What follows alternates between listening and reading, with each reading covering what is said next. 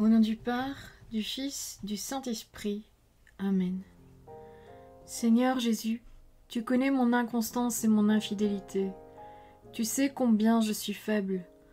Alors je demande en ton nom que notre Père céleste envoie son Esprit pour que quotidiennement je puisse entreprendre la lecture du catéchisme de l'Église catholique et que mon cœur s'ouvre à la tradition enseignée par ton Église, ma mère. Que je puisse ajuster toutes mes actions et mes œuvres à son enseignement. Mon Jésus, avec confiance j'abandonne la constance et la fidélité de toute la démarche entre tes mains. Que Saint Michel Archange et mon ange gardien protègent et défendent chaque moment quotidien consacré à cette lecture.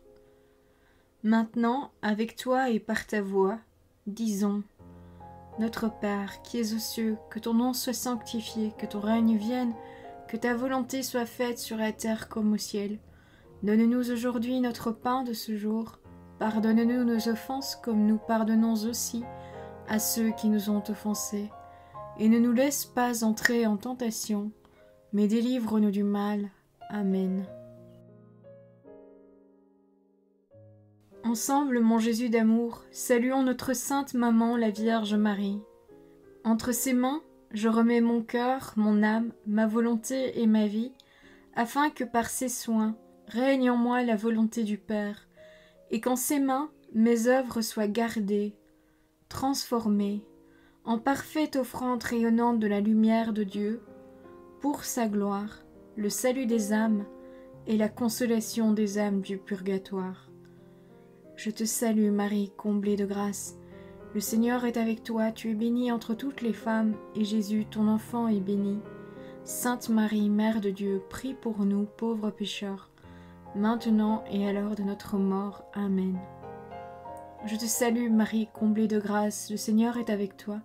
Tu es bénie entre toutes les femmes, et Jésus, le fruit de tes entrailles, est béni.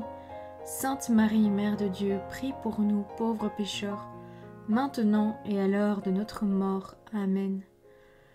Je te salue Marie, comblée de grâce, le Seigneur est avec toi, tu es bénie entre toutes les femmes, et Jésus, le fruit de tes entrailles, est béni. Sainte Marie, Mère de Dieu, prie pour nous pauvres pécheurs, maintenant et à l'heure de notre mort. Amen.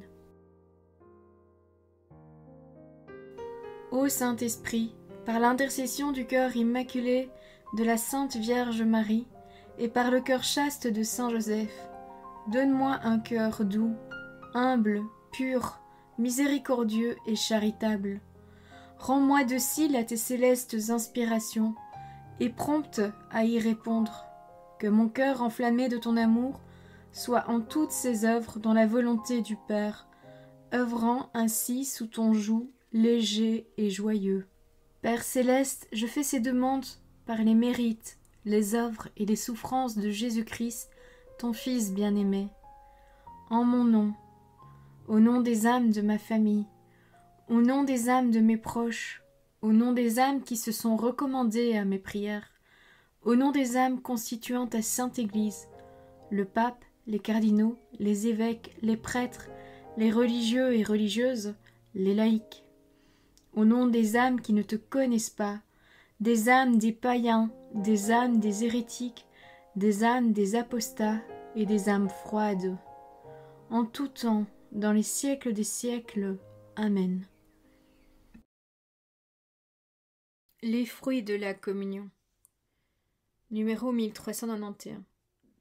La communion accroît notre union au Christ. Recevoir l'Eucharistie dans la communion porte comme fruit principal l'union intime au Christ Jésus.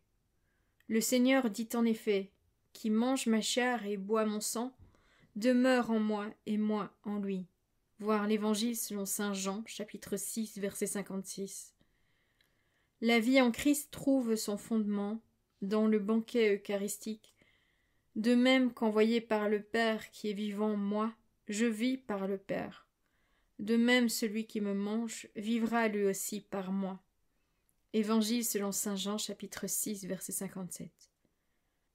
Lorsque dans les fêtes du Seigneur, les fidèles reçoivent le corps du Fils, ils proclament les uns aux autres la bonne nouvelle que les arts de la vie sont données comme lorsque l'ange dit à Marie de Magdala « Le Christ est ressuscité ». Voici que maintenant aussi la vie et la résurrection sont conférées à celui qui reçoit le Christ. Numéro 1392. Ce que l'aliment matériel produit dans notre vie corporelle, la communion le réalise de façon admirable dans notre vie spirituelle.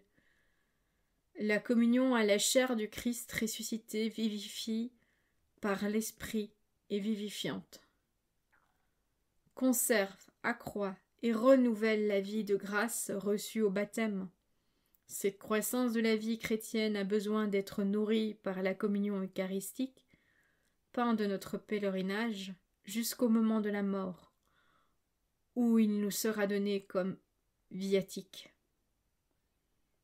Numéro 1393. La communion nous sépare du péché. Le corps du Christ que nous recevons dans la communion est livré pour nous, et le sang que nous buvons est versé pour la multitude en rémission des péchés. C'est pourquoi l'Eucharistie ne peut pas nous unir au Christ sans nous purifier en même temps des péchés commis et nous préserver des péchés futurs. Chaque fois que nous communions, nous annonçons la mort du Seigneur. Si nous annonçons la mort du Seigneur, nous annonçons la rémission des péchés. Si chaque fois que son sang est répandu, il est répandu pour la rémission des péchés, je dois toujours le recevoir pour que toujours il remette mes péchés. Moi qui pêche toujours, je dois avoir toujours un remède. Numéro 1394. Comme la nourriture corporelle sert à restaurer la perte des forces, l'Eucharistie fortifie la charité qui, dans la vie quotidienne, tend à s'affaiblir. Et cette charité vivifiée efface les péchés véniels. En se donnant à nous, le Christ ravive notre amour et nous rend capables de rompre les attachements désordonnés aux créatures et de nous enraciner en lui. Puisque le Christ est mort pour nous par amour, lorsque nous faisons mémoire de sa mort au moment du sacrifice, nous demandons que l'amour nous soit accordé par la venue du Saint-Esprit. Nous prions humblement qu'en vertu de cet amour par lequel le Christ a voulu mourir pour nous, nous aussi, en recevant la grâce du Saint-Esprit, nous puissions considérer le monde comme crucifié pour nous et être nous-mêmes crucifiés pour le monde. Ayant reçu le don de l'amour, mourrons au péché et vivons pour Dieu. Numéro 1395. Par la même charité qu'elle allume en nous, l'Eucharistie nous préserve des péchés mortels futurs. Plus nous participons à la vie du Christ, et plus nous progressons dans son amitié, plus il nous est difficile de rompre avec lui par le péché mortel. L'Eucharistie n'est pas ordonnée au pardon des péchés mortels. Ceci est propre au sacrement de la réconciliation. Le propre de l'Eucharistie est d'être le sacrement de ceux qui sont dans la pleine communion de l'Église. Numéro 1396. L'unité du corps mystique, l'Eucharistie fait l'Église. Ceux qui reçoivent l'Eucharistie sont unis plus étroitement au Christ. Par là même, le Christ les unit à tous les fidèles en un seul corps, l'Église. La communion renouvelle, fortifie, approfondit cette incorporation à l'Église, déjà réalisée par le baptême. Dans le baptême, nous avons été appelés à ne faire qu'un seul corps. L'Eucharistie réalise cet appel. La coupe de bénédiction que nous bénissons n'est-elle pas communion au sang du Christ? Le pain que nous rompons n'est-il pas communion au corps du Christ? Puisqu'il n'y a qu'un pain, à nous tous, nous ne formons qu'un corps, car tous nous avons part à ce pain unique. Voir la première lettre aux Corinthiens, chapitre 10, les versets 16 et 17. Si vous êtes le corps du Christ et ses membres, c'est votre sacrement qui est placé sur la table du Seigneur. Vous recevez votre sacrement. Vous répondez Amen. Oui, c'est vrai, à ce que vous recevez, et vous y souscrivez en répondant « Tu entends ce mot, le corps du Christ ?» et tu réponds « Amen ». Sois donc un membre du Christ, pour que soit vrai ton Amen. Numéro 1397. L'Eucharistie engage envers les pauvres. Pour recevoir dans la vérité le corps et le sang du Christ livrés pour nous, nous devons reconnaître le Christ dans les plus pauvres, ses frères. Tu as goûté au sang du Seigneur, et tu ne reconnais même pas ton frère. Tu déshonores cette table même en ne jugeant pas digne de partager ta nourriture, celui qui a été jugé digne de prendre part à cette table. Dieu t'a libéré de tous tes péchés et t'y a invité. Et toi, pas même alors tu n'es devenu plus miséricordieux. Numéro 1398. L'Eucharistie est l'unité des chrétiens.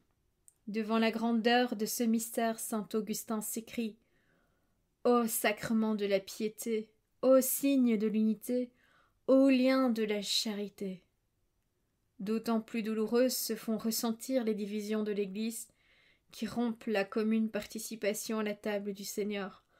D'autant plus pressantes sont les prières au Seigneur pour que reviennent les jours de l'unité complète de tous ceux qui croient en lui. Numéro 1399. Les églises orientales qui ne sont pas en pleine communion avec l'Église catholique célèbrent l'Eucharistie avec un grand amour. Ces églises, bien que séparées, ont de vrais sacrements, principalement en vertu de la succession apostolique, le sacerdoce et l'Eucharistie, qui les unissent intimement à nous. Une certaine communion in sacris, donc dans l'Eucharistie, est non seulement possible, mais même recommandée lors de circonstances favorables, avec l'approbation de l'autorité ecclésiastique. Numéro 1400. Les communautés ecclésiales issues de la Réforme séparées de l'Église catholique, en raison surtout de l'absence du sacrement de l'ordre, n'ont pas conservé la substance propre et intégrale du mystère eucharistique. C'est pour cette raison que pour l'Église catholique, l'intercommunion eucharistique avec ces communautés n'est pas possible. Cependant, ces communautés ecclésiales, lorsqu'elles font mémoire dans la Sainte Seine de la mort et de la résurrection du Seigneur, professent que la vie consiste dans la communion au Christ et attendent son retour glorieux. Numéro 1401. Lorsqu'une nécessité grasse se fait pressante, selon le jugement de l'ordinaire, les ministres catholiques peuvent donner les sacrements, Eucharistie, pénitence, onction des malades, aux autres chrétiens qui ne sont pas en pleine communion avec l'Église catholique, mais qui les demandent de leur plein gré. Il faut alors qu'ils manifestent la foi catholique concernant ces sacrements, et qui se trouvent dans les dispositions requises. Voilà, c'est tout pour aujourd'hui. Je vous souhaite à tous une bonne et sainte journée. Que le Seigneur nous bénisse tous, que votre ange gardien veille bien sur chacun d'entre vous, et que la paix habite votre cœur.